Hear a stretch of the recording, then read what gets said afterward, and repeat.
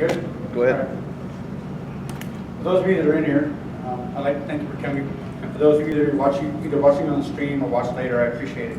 The title of my talk is You Thought We Wouldn't Know, a reflection on OSINT. If you're not familiar with OSINT, it's open source intelligence.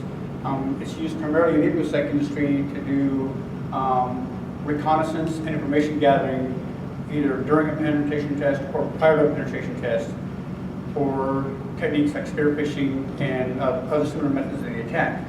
But the methods that the penetration testers are taking are very limited in scope. They're told they can't do stuff to this individual, they can't do stuff to that individual. Kids are out of scope, husbands and wives are out of scope, whatever the case may be. The malicious actors and criminals out there don't care. That information actually has value to them. So the title of my talk is You Thought We Wouldn't Know. I'm a systems administrator by day. That's my day job. I'm not here representing that company. I'm here representing myself. On the side, I also do penetration test work with Georgia Weidman at bulbsecurity.com. So I do OSINT for pen tests, and the reason is because I love it.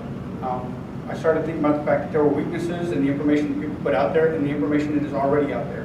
And compiled together, it paints a pretty dark picture. So that going forward, George is always pushing me to get up and talk. Track a test conference, submit a CFP, and she told me I should submit a CFP here to BSides Las Vegas. I'm like, well, I don't want to talk about some of the stuff I've already talked about before. Let me talk about something that I actually love and that I think is important.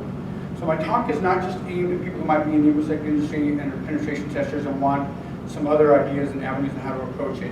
It's not just for employers or companies who are worried about what dangers OSINT may apply to their environment, but also as a wake-up call to the real situation that goes on with OSINT as it applies to real criminals and the type of stuff that they do with that information. So recently in the news, everybody's really on this whole thing. We don't have any privacy anymore.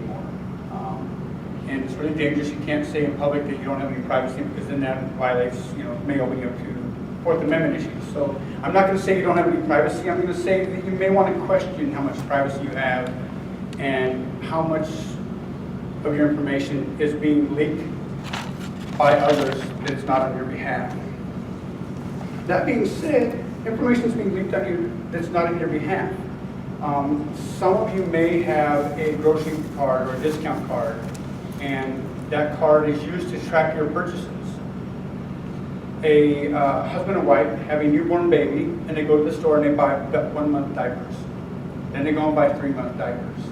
The next thing they know, they're getting coupons and advertisements in their email for the next set of diapers, for baby food.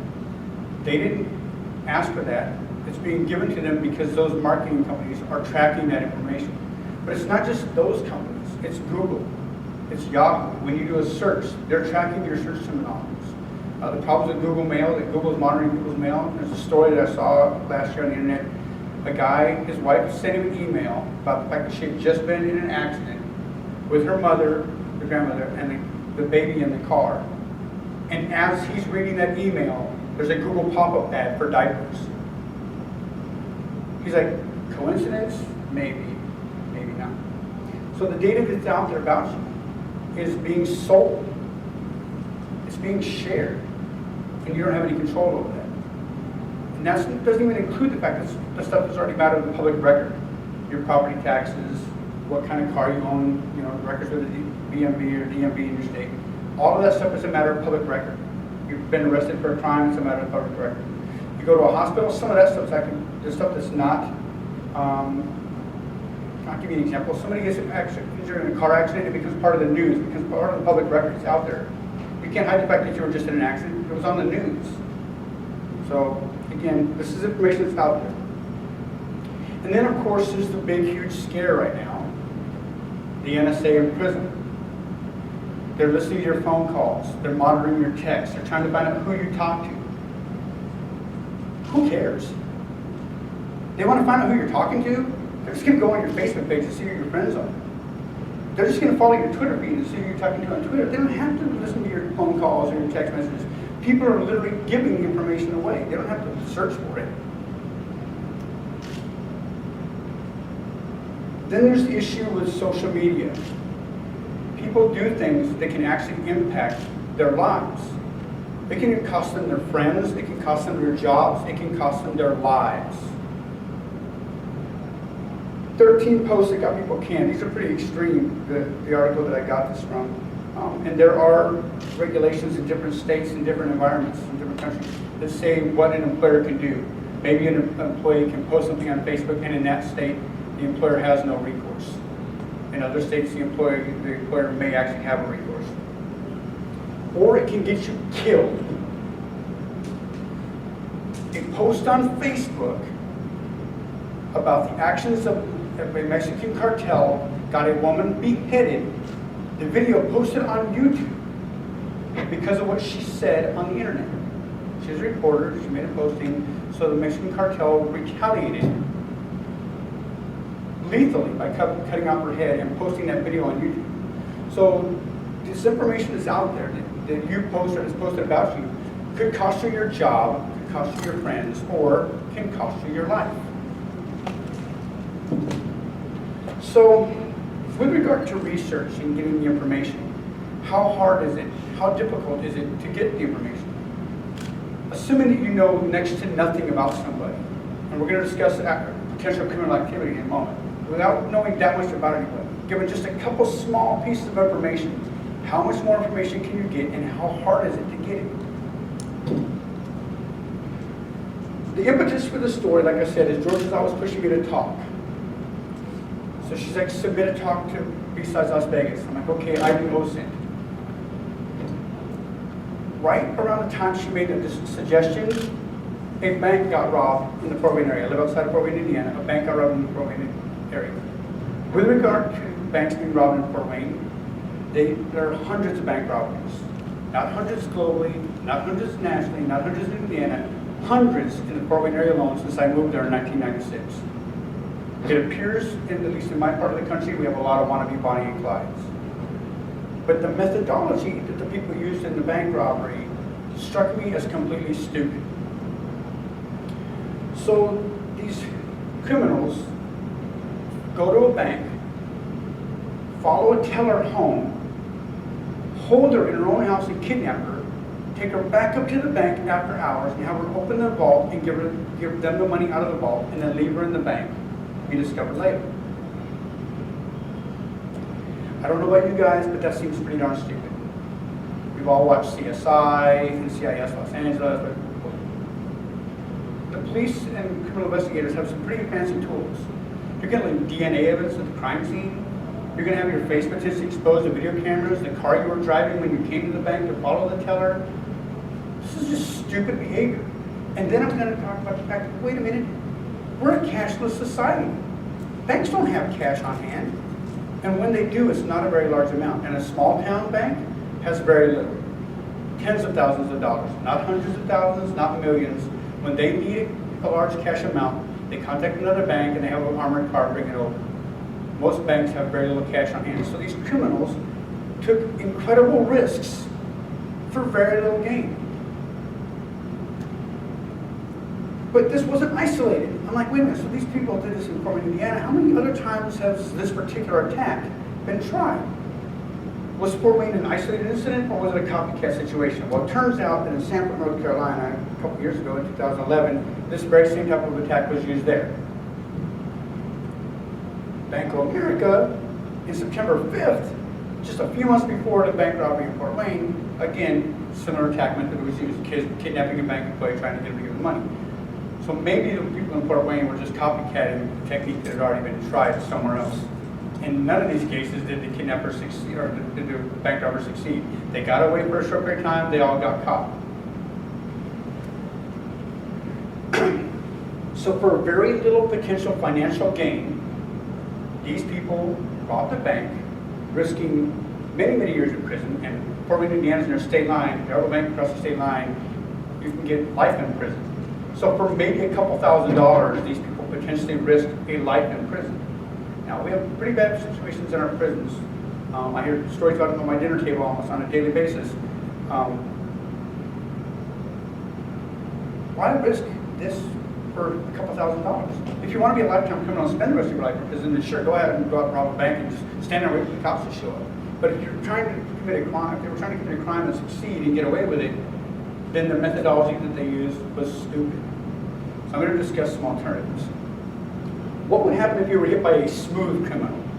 Not a stupid criminal. Went to the bank, potentially got captured on camera, then followed the teller home, kidnaps them, takes them back to the bank, and again exposes DNA evidence, visible evidence of faces or voices, all kinds of stuff that can be used in the criminal investigation. What if they acted a little bit smarter? So, smarter would be not to rob the bank by going to the bank physically, but to convince a high-ranking bank executive that it was in their best interests to transfer you a large sum of money, hundreds of thousands of dollars, millions of dollars, and provide such a credible threat that they had no option but to comply. All without ever physically exposing yourself to that person. No DNA evidence, no photos, no video, nothing. But using the information that's already out there, provide a credible threat that they then believe. Remembering that these criminals, if they don't get what they want, will kill you. The Mexican cartels, they would kill you. The Russian mob, they would kill you. The Cubans, they would kill you. You're talking about millions of dollars and you say no, they would kill you just to prove that the threat was credible to the next person that they went to. Again, they have no real risk in the situation. The risk is all the bank employees' problem, and they get all the reward. So, again, most of the stuff that I'm going to talk about with regard to open source intelligence is used in penetration testing. It's the same kind of methodology, the same kind of tools, and it's type of scenario that during a penetration test we would come to a bank and say, this is why this is a risk. This is how we got this information. This is how we would go about using a spear phishing attack against you. But I'm going to take that just a few steps further. So I started out by, okay, so I'm talking about a bank robbery. I need to find a bank employee. So I did a Google search. That's just too random. Let me do LinkedIn. LinkedIn on a major bank in Indiana and see what I get. So I get a list of their employees, and so I come across Jenny B here, Chief Operating Officer, Forum Credit Union, and where she went to school at. I have a picture, a first name, a last initial, the employer, and where she went to school. How much information can I get given just those 4 little facts? I don't even know her last name. Can I really find Jenny Boudreau out of all the people in the United States? Well, it turns out that Jenny Boudreau is so nice enough to post on a Forum Credit Union Twitter account. And in the Twitter account, she mentions, not only did she go to Ball State, she also went to Butler. She lives in Fishers, Indiana. And if you'll notice, the first tweet there is the fact that on June 7th, it was her birthday. So now I've added another piece of information. I've added an additional school.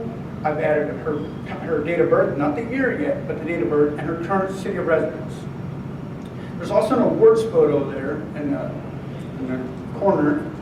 It says that she's worked there for 13 years. Lucky 13, so proud to be employed there. It's the best place, one of the best places to work in Indiana. I'm sure it is. So researching those school connections, I come across the fact, remember that she went to Ball State. She's on the Ball State Alumni Council Executive Committee. I wasn't sure if I had the right Jenny Boudreau with the Twitter account. There's possible there could be 2 Jenny B's at Forum Credit Union, and maybe I didn't have the right Jenny B. But this one that went to Ball State, the woman on the back left there, second from the left, is Jenny Boudreau. She matches the picture from the LinkedIn account. So let's do some more searching around the Ball State website. A little Google search. Vice Chairman Jennifer G. Boudreau, class of 84, a home address, a home phone number, the spouse's name, and an email address. I'm maybe 10 minutes into my searching and I already know where the person lives. I know their spouse's name and I have an additional email address. Well, she got an award in 2008 for an award of achievement from the School of Business. I'd like to say congratulations to Jenny on that award. So let's go to some other sites. I use a lot of different sites. I'm going to tell you, I don't pay for anything. They're going to tell me, they're going to give me this little piece of information, then they want me to pay for the rest. Well, I'm not going to. So we have Jennifer J. Boudreau of Fishers, Indiana, married to Mark Boudreau. We saw that a couple slides ago. She's age 51. Well, her birthday is June 7th. She's 51 years old. We can count back to get her birthday year now. It's not that hard. And we have J. Alexander, Jennifer J. Alexander. So I'm thinking that might be a maiden name or a prior name. We're going to probably assume maiden name in most cases. So I go to another site. Guess what? Some petty information, but they are corroborating everything that I've seen so far. And they're adding a prior employer. They're confirming that this person went to Ball State University. They're confirming the age again. So I have corroboration, and I have some piece of information. Each one that I can use to search a little bit deeper, a little bit deeper. So I jump over to my life, and we get a little bit more. We get a partial phone number now. It's so nice that they X out that phone number. I'm sure they think that it's not available on the internet, but we'll find out. And they give me some other information. Well, I could have done the math to find out she was born in June 7th of 1962 by taking the age 51 and counted back. But my life was so kind to tell me that I don't do the math anymore. They just gave it to me. So, and here's the fact that she lived in these prior cities like Indianapolis back in '94. Here's another site confirming the exact same information. We now know June X of 1962. Well, I already know it's June 7th. Thank you. And we get other previous addresses. We get a confirmation that she lives in Fishers, Indiana, and we get a map. They won't tell me the exact address, but they give me a map. And you can kind of zoom in with the map. And you get to the point where you really don't know, but you can find the neighborhood. At this point, I'm not going to go and delve into the person's neighborhood. We'll do that a little later. So I jump on Spokio. Spokio is one of the first information sites for OSINT that I started using, and they give me a lot of information. They want me to pay. They really do, but I'm not. But again, I have more corroboration of the age. That partial phone number again, they want to pay for it. Her marital status, I can click to see available results. They're going to want me to pay. Her occupation, she works at Farm Credit Union. I already knew that before I came here. And the fact that she was in Fishers, Indiana, again with a map, and another address, something at yahoo.com. Family background, Jennifer Boudreau married to Mark.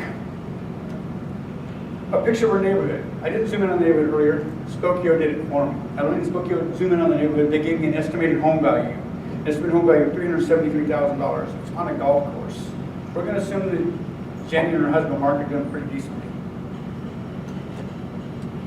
Refine the phone number search. Well, I didn't need those other sites to give me the phone number because the Ball State Alumni Association was so nice of giving me that address and that phone number earlier. But if I do a lookup on that phone number, I found out that yes, indeed, that phone number is the landline that goes to that address. And again, there's another map that can be used again. So I didn't go too deep into Jennifer. I'm going to go a little deeper into my next one, but I wanted to show you. At this point, I only have about 45 minutes to an hour invested into the research.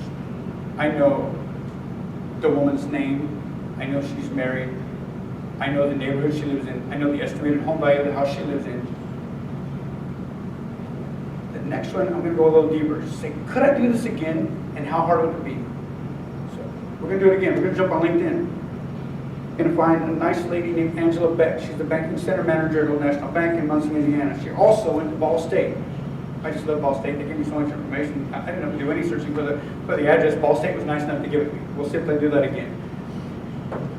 This time, I don't know if you noticed, but on Jenny B, I had no connections to Jenny B at all. I live in Indiana. I'm sure that 6 degrees of separation. At some point, I'm pretty well connected to somebody in Indiana. I'm 3 connections away from this person, so I can't get their full details like I could with a 2nd degree or a 1st degree.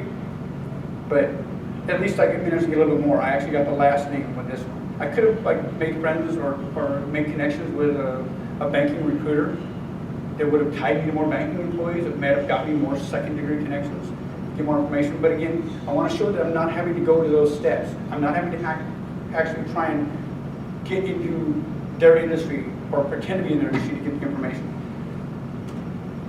So, good old Ball State. I do another Google search with Angela's name and Ball State. And I find out that Angela was on a panel discussion about the dangers of using credit cards back in 2009. So she's at least aware of security. I wonder what she would think if she knew that she was the subject of a security talk right now. Would it make her a little more aware, or would she want to be more involved in the discussion? We would hope that she would want to be more involved in the discussion. So, Angela Beck. Well, one of the sites that I used earlier was a site called BenVerified.com. BenVerified.com was advertised in my area on TV, usually in prime time or just after prime time, as if you wanted to know about a blind date. Somebody was like, hey, you need to go out with so-and-so. Well, you could go to BenVerified.com and find out who their employer really was. So if they said they were a doctor, you're not a doctor, you do construction. They said they had no kids, you got 3 kids. And they said, well, I make $100,000 a year, you make $20,000 a year. So that was BenVerified's marketing concept. So like Spokio, BenVerified's one of those ones, well, okay, let's see if I can get a blind date. Let's see if I can get a blind date with Angela. So Angela Beck, also known as Angela Hopefield, so now we have prior name, maiden name. She's 43, she lives in Muncie. Dang it, there's some guy named Vincent Beck in the picture. There's my blind date. So I go to another site, using the same search criteria, find Angela Beck, find a picture of a child. We're going to assume this is hers. This picture is going to help me in a few moments. We confront the employer, prior education, that she went to high school in Portland, Indiana. And I go to Facebook, looking for Angela Beck's, and a picture from that other site that probably pulls data from Facebook, or Facebook sells them the data. Again, data mining. Either one company's pulling it or the other one's selling it, but the information's out there. One of them shared that Facebook photo from the Facebook profile to that other site.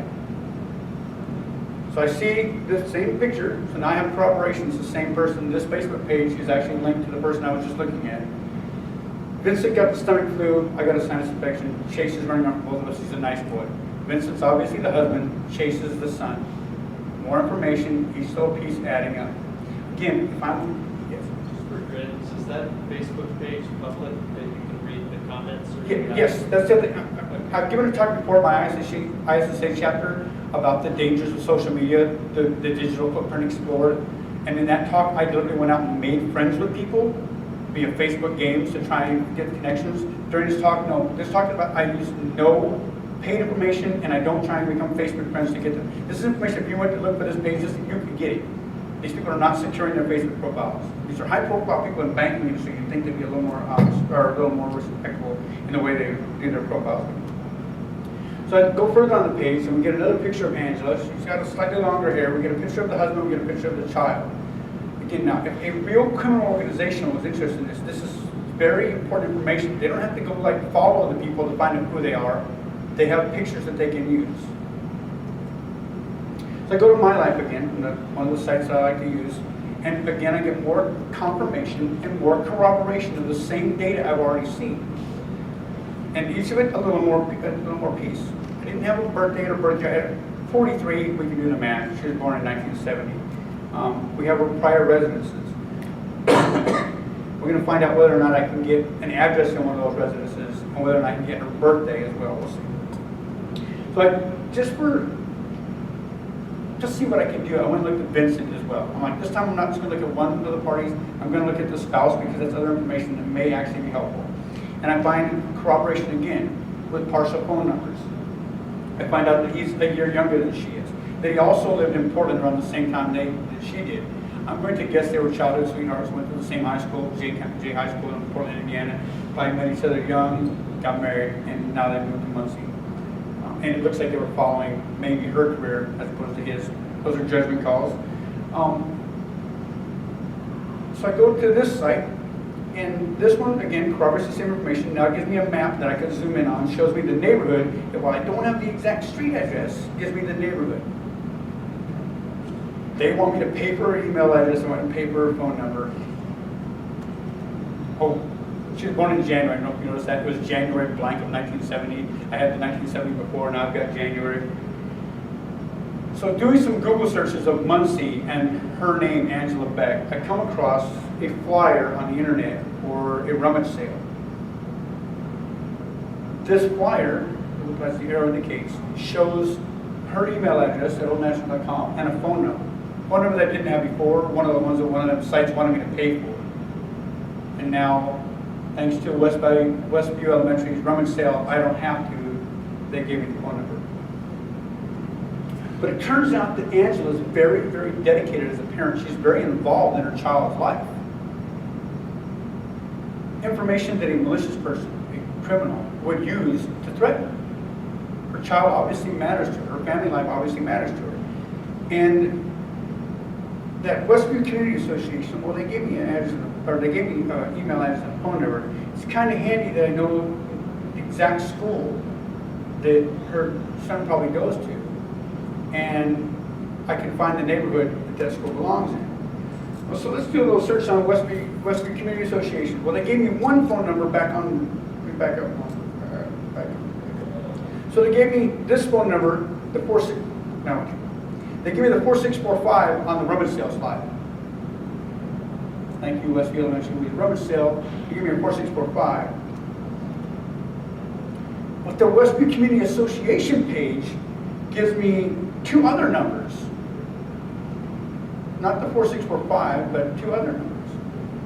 Along with her email address at oldnational.com. Once again, confirming that I definitely have the same Angela Beck that's the employee at the bank that's so devoted to her child. She's heavily involved in school activities, so much so that she was the president of the Community Association.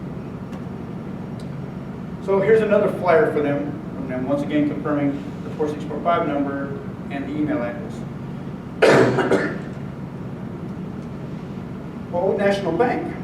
Here's their street address. That comes in handy, the 110 East Main in Muncie. But it also gives the phone number, and this wasn't as blown up as it was. The phone number is 765-254-3900. One of the phone numbers on the previous side was 3930. It doesn't take much logic to figure out that the 3930 number is one that's within the PBX system at the bank, and it's her extension at the bank. So the 3930 is obviously not her own phone number. The 9670 number is a mobile number. According to Verizon, the 9670 number belongs to a mobile phone.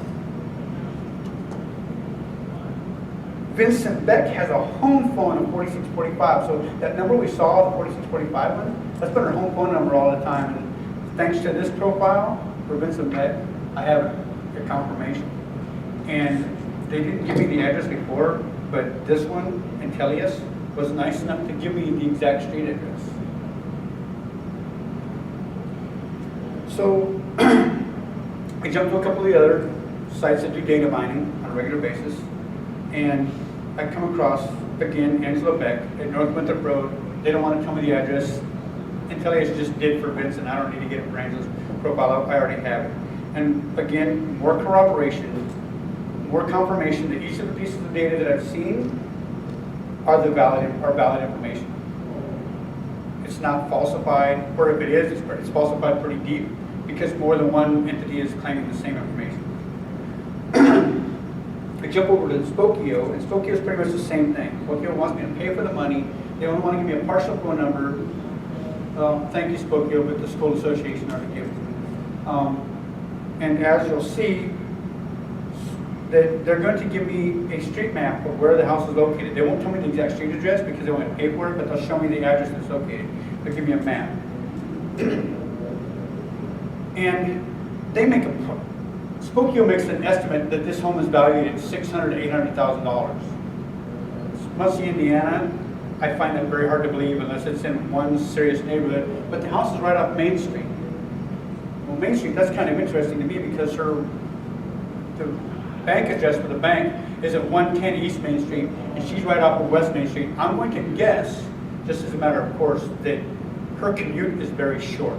The distance of time, the time that it takes for her to get from her home to her place of employment is a very short commute. Would have been handy to know for those other bank robbers that were like in Fort Wayne, Indiana, that followed the bank teller home. Family background again, Angela Beck, she's married to Vincent Beck. So to go to Vincent Beck, again, I'm going to do some more cross-corroboration. Go to Vincent Beck, it shows me the same kind of information. Again, partial phone number, and a partial email address. We can extract probably a V Beck or a Vincent Beck or, typical naming schemes to try and do other research later if we wanted to base it in the com. The partial address doesn't matter, we already have it, thanks anyway. And the relatives found, lives in Muncie, Indiana. All this other information they want me to pay for that I already have.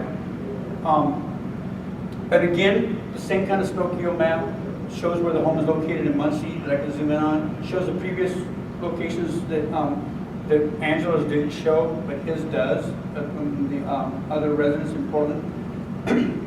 And again, Spokio estimates that the house is worth $600,000, $800,000. And again, I say no. Family tree. Angela's profile didn't include these two people, so I'm going to infer that Manfred and Ilona are Vincent's parents. That's just going to be my assumption. But a truly malicious actor, a criminal, might use actions against those two elderly people to influence the actions of Angela and her husband. So, but if I go to the actual map that Spokio provides me, a satellite view of the house, well, now I see the house is only worth $111,000. So I don't know why they said it was worth $600,000, $800,000 a moment ago, when this link clearly shows that it's worth around $111,000. And it shows the neighborhood. But I'm not going to use Spokio's big map to get a view of the neighborhood. Thank you, Bing, but I'm not a big fan of Microsoft. So anyway, let's go to Google Maps. Using that 107 North Winthrop that we so nicely got from the one link about Vincent, we have a front view of the house. Pretty decent home. It's not fancy, but it's a decent home. Heavily shaded. That can come in very handy to somebody who was going to threaten physical harm, that there's some decent cover around the house, some decent shade, so that in a late evening or afternoon, you might not be as easily seen. So that house value of $111,000, where does that place Angela and Vincent with regard to their neighbors in their fellow community? Are they very well off? Are they extravagant in their wealth? What is their lifestyle? Well, it turns out that an estimate of $111,000 puts them about $36,000 higher than the median home value in Muncie, but right about on par with the median value in Indiana. So their home value is about the same as the average house in Indiana. But in Muncie, while it's not a super expensive home, it's on a higher end. It's in a decent neighborhood. So we're going to use Google Maps. Again, we're going to get a good view of the overview. Like I said, we showed the front view a moment ago with all the shade. And here we can see there's tons of shade. There's lots of ingress and egress routes here for a potential attacker to use. There's the presence of Main Street right there. Well, it's handy for Angela's commute to work. Also, if I was to expand out the map to show accesses to highways, shows ways that attackers can either get in very easily into the neighborhood or get out of the neighborhood very easily. Oh, and the elementary school that she's so proud of that her son went to is just down the street too. So let's do some research to find out. According to Spokio, the house was worth $600,000, $800,000, and instead no, it was $111,000. So I do go to a real estate site, and they tell me that 107 North Winthrop Road is worth about $118,000. 3 bedrooms, 1 bath, 4 basement. Neighbor down the street, only 2 bedrooms, but has 2.5 baths, is slightly more valuable. 4 basement. Down on the corner, right beside the Becks, is another house that's slightly cheaper in price. 2 bedrooms, 2 baths, basement. Another neighbor, $108,000, or 108 across the street, about $66,000. 2 bedroom, 1 bath, but it doesn't have a basement. Well, in my story about the malicious actors in Fort Wayne that kidnapped that bank teller, and the 2 other news stories that I found that corroborated that that wasn't a unique thing, if you were going to kidnap somebody and hold them in their home, wouldn't the basement be a good place to hold them? You're less likely to have the activity being heard or seen by neighbors. So houses with basements aren't necessarily the best thing to have. Not what I think. So I was thinking, what came to the conclusion of all this? I didn't go too deep into these people's lives. I want to point out right now that I used no paid information. I also used none of the tools that most people think of when they think OSINT. A lot of people nowadays when they think OSINT think tools like Maltico. None of that was done with this. This was all done with simple Google searches, good old Google Foo, using the information that was provided in simple clues, and then using the corroboration that other sites provided, taking each of those additional pieces of information and building a puzzle. The one thing I didn't do in this talk that a true malicious actor would have done would have been to go really deep into their Facebook profiles, really deep into their Twitter profiles, and really dig into that information. I could have done all that, and I could have exposed all of it, but I wanted to leave these 2 people people with at least some degree of dignity and some degree of privacy that I'm going to say does not exist, but will at least leave them the illusion that it does. I'm going to take off on another tangent for a moment. So, do criminals really do bad things? We can all agree that they do. Would a criminal really kill you for the information you put on the internet? We talked about a bank robbery. Now I want to talk about the information, how easy it is to get it, and how much information people put out there, and the harm that it can cause them. Like I said, this poor reporter posted something on a social media site about the actions of the Mexican cartel. They took her in the middle of the street and beheaded her, and they filmed it, and they put it on YouTube. So the actions that you do may have serious consequences. Could the information that Jenny and Angela have out there on the internet actually result in them being the victims of a serious crime? Because somebody wants to rob their bank and they're going to use them as the intermediary and they're going to threaten their families. I seriously hope not. I hope that the information I gave doesn't bring them harm. But like I said, the information was out there. I didn't have to do anything. My total research time for the information that I got was 2 hours. In 2 hours, I got a pretty darn good picture of those two people's lives.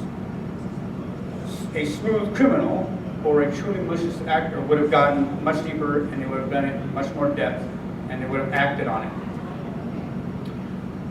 So then, as an employer, let's say I'm at Old National, or I'm Forum Credit Union, or I'm in another place of business.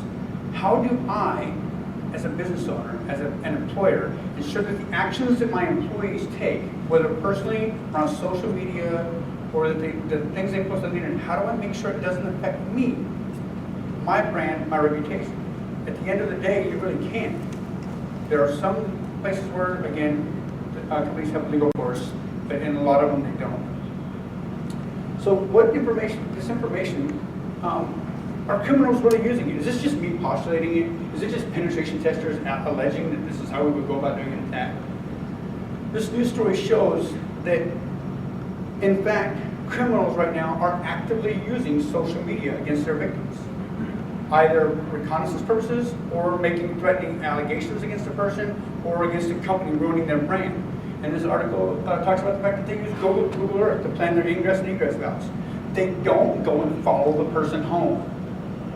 A smart criminal doesn't follow a person home. A smart person finds out where you live, and they find the route in and out of that neighborhood, and then they use it.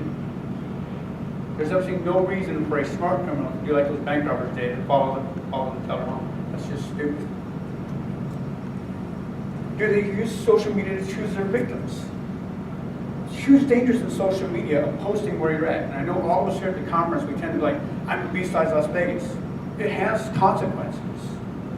Me, I'm smart. I have people at home. I have 4 big dogs. The people in my house are armed. Everybody's a shooter. I have cops tutors down on each side. I'm pretty comfortable in my neighborhood. In my house is pretty well protected if I post and I'm at BSides Las Vegas. But people post this kind of stuff on a daily basis. Where they're at. They're out at dinner. Not only do they do that, but if somebody goes out and posts a picture of that brand new Xbox One when they get it, or that brand new PlayStation 4 when it comes out, somebody's going to watch those pictures, somebody's going to watch those postings, and those people are going to be ripe for the theft of that device. I'm making this very simple case, but the burglars, small criminals are even using this, not just the big criminals like the Mexican cartel, the mob, or the small criminals, the petty thieves are using the exact same information. Do you put too much information on the internet about you? Like I said, all of us here are pretty much guilty of posting what we do. Those of us in the infosec community tend to be, while we know the dangers, we also know that we don't really have an expectation that people aren't going to find out where we're at, so we just post it. I mean, it's been on the internet that I was going to do this talk, so if I didn't say I was at BSides Las Vegas, people would assume I didn't even show up to do my talk. It's just assumed I was going to be a speaker here, I must be here.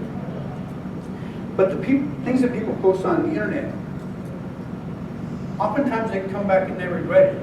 It's pictures of them being drunk. It's pictures of them being foolish. It's something they said about their boss. It's something they said about a coworker. It's something they said about a friend. Do you know what Sally did? Well, guess what? Since you posted it on Facebook, not only does that person now know what Sally did, but Sally knows you're the one that blabbed it.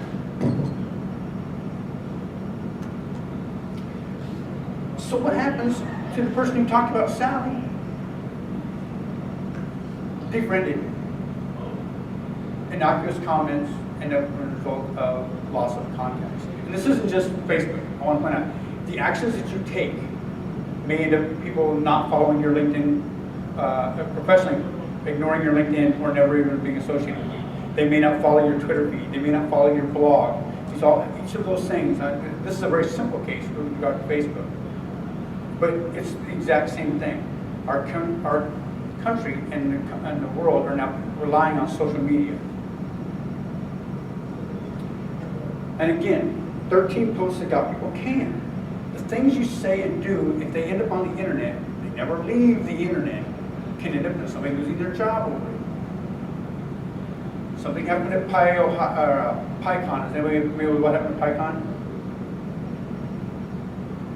The fact that somebody made a joke that somebody else took offense to, and the person who took offense commented about how offended they were. There's a joke about a dongle. Everybody's familiar with USB dongles and stuff. There's a joke about a dongle. Anyway, the first person lost their job, later got hired. The person that raised up a big, huge stink about it has made similar comments on her own Twitter feed and her own Facebook posts prior to that. So her coming off as all offended looked a little duplicitous and two-faced, and the company she worked for ended up having to let her go. Stuff that you do and say can actually have repercussions. So with regard to penetration testing, we use these tools in open source intelligence as part of our job to provide scenarios that we use to provide value to the client. This is how I would go about constructing a spear phishing email. This is where I got my information, and this is the type of attack I would use. And we describe it in a scenario, and then somebody actually acts on that and proves that the spear phishing attack would work. But the spear phishing email doesn't work without the prior intelligence being done through OSINT. So I'm going to put on a white hat here for a second. I've talked kind of from the black hat, the real malicious person. I've talked about the fact we got to protect some stuff. I want to talk a little bit about being a white hat. Yay, DerbyCon. As Adrian is not even here. I'm going to put on a white hat. Near the end of my creation of this presentation, I had already had this whole, the inspiration of the bank robbery and how I would have got the information much smarter than doing the actions that those criminals did. I want to say, well, you know what if I could do this for good?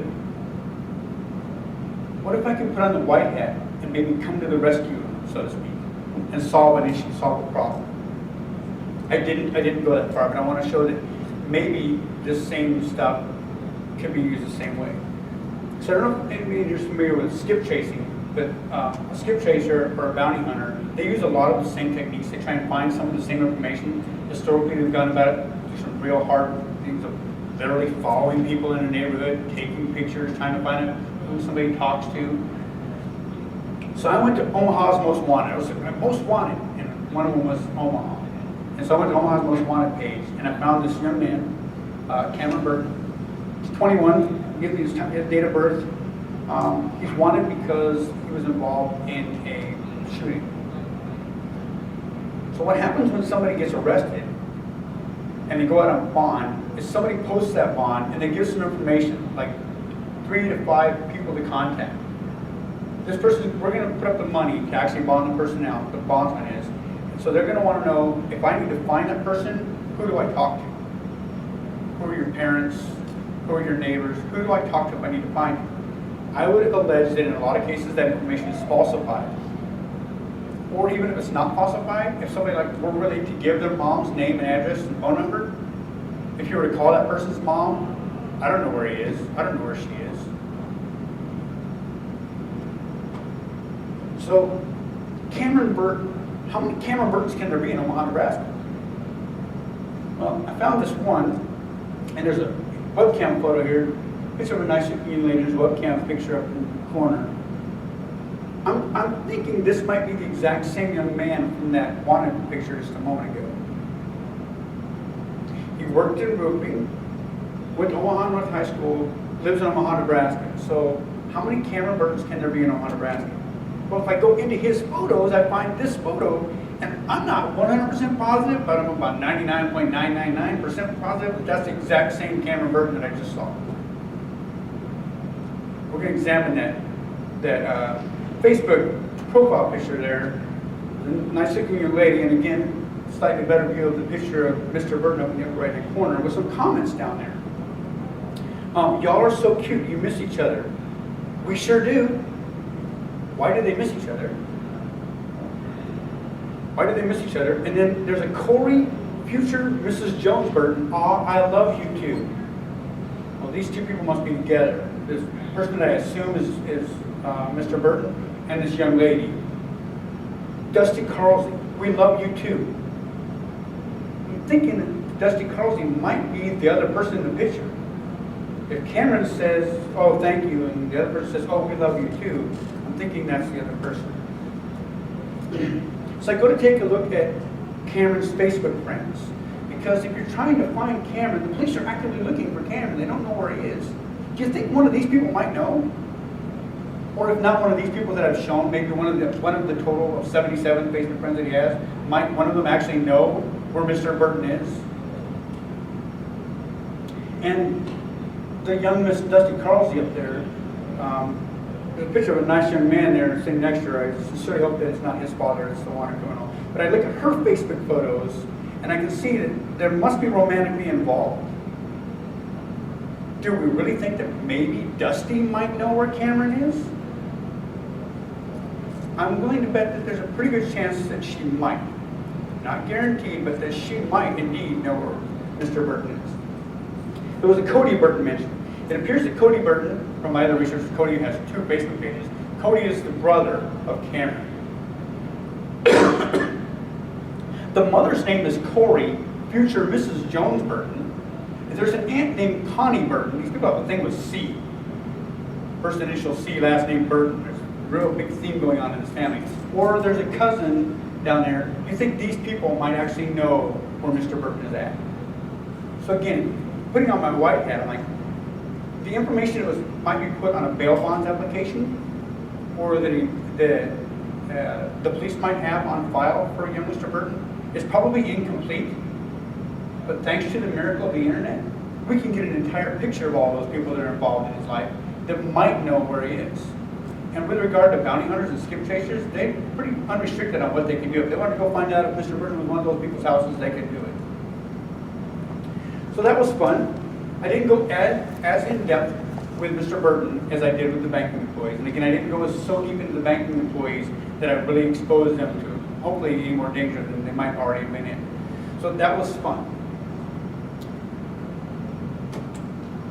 Just to see one more piece of information, I went back to Dusty Carlsey's thing, and I found out, wait a minute, Dusty's in Tennessee. The police can't find our young Mr. Burton. Dusty and Cameron are pretty heavily involved. I'm thinking maybe Cameron's in Tennessee, either Mount Juliet or Lebanon, Tennessee, given that those are 2 towns that are mentioned in Dusty's profile. That's not a true indicator. He may or may not be there. But for investigative purposes, I'm willing to bet that at some point law enforcement may be looking to investigating into those locations. So that being said, if any of you know a bail bondsman or a private detective who does this kind of work and has been doing it the old gumshoe way, I encourage you to have them contact me, because I don't have to move to their city. I don't have to live in their town. I can do this from the comfort of my own chair in my home office. The same way I do when I do help home security with a penetration test. I don't have to leave my house to do OSINT. I got all this information without ever having to follow anybody. And in nod to my mentor thought that maybe I could talk about actively going and getting information, like digging through somebody's garbage, and doing other methods like that, actually doing surveillance, taking photos. But the impetus behind my talk was I didn't want to show that information because that all can be done. That's all actionable intelligence. But it again exposes the individual to a risk. And my comment back at the beginning about being a smooth criminal was to stay as far away from the actual location as possible to show that I could get this information from a nice comfy chair in my house. I want to thank you guys. I hope I gave you a little bit of insight on what OSINT is about and what it can do. and how easy the information is to get. And a nod to Adrian, who's in the audience. Adrian did a great hosting workshop in Fort Wayne, Indiana for our ISSA chapter 2 years ago. Been a while, yeah, sometime 2011. So anyway, my contact information is up there. Like I said, I'm a systems administrator by day. That's my day job. I've got some fancy certifications up there in education. My Twitter handle is @Wolflight. That's my website, not the company's website that I work for. That's my website, wftis.com, and my email address. That's my personal email. That's the one that goes to my house that I check on a regular basis. I'm sorry, Terry, I didn't check in the past couple of days. Anyway, I want to thank you guys. Does anybody have any questions about methodologies or does anybody have any comments on another way I might have approached those scenarios? Because all of this good information, when I'm doing a penetration test and I'm trying to provide a scenario, why did I get the information that I did, and what was my thinking behind doing it, so that when you go to a client and you have that nice report, you go, okay, well, this is where we think the threat vector might have came from. So every information is good. So how much do you think the searching could be automated? I use automated tools. When all of the other intelligence is starting to get harder to find, I switch to automated tools. I don't start with automated tools. Automation is fine, but it's going to miss a lot of the pieces that were in the cracks. I could have used Maltego. I could have shown that with a tool like Maltego, I could have gotten more information. I could have shown a lot of other stuff. I could have shown like the IPs that are used within the bank and maybe done some other stuff. But I didn't want to use an automated tool because I wanted to show that none of this that I did requires an automated tool. It requires a mindset of trying to approach it from the outside and do some puzzle solving, some problem solving, so to speak. Anybody else? Scare anybody? I hope if Angela Beck or Jenny Boudreau happen to see this video, somebody points it out to them, I hope I don't scare them too much. I want them to know that I have their best interests at heart. I have the reason for giving this talk is to show that we all need to be a little bit more aware of the information that we have out there and what could be done with it. Thank you guys very much.